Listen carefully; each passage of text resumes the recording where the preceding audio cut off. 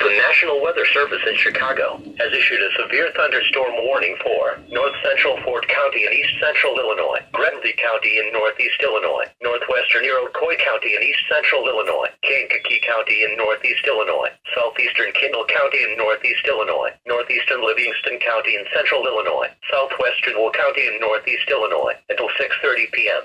At 5:21 p.m. Severe thunderstorms were located along a line extending from Odell to Cullum and moving northeast at 35 miles per hour. Hazard, 60 miles per hour wind gusts and quarter-size hail. Source, radar indicated. Impact, hail damage to vehicles is expected. Expect wind damage to roofs, siding and trees. Quarter-sized hail was reported at Emmington at 5:25 p.m. With this line of storms, locations impacted include Dwight, Morris, Kankakee, Bourbonnais, Bradley, Wilmington, Manteno, Minooka, Shanahan, Herscher, Mazon, Gardner, Braceville, Braidwood, Coal City, Diamond, Lakewood Shores, Elwood, Grant Park and Campus.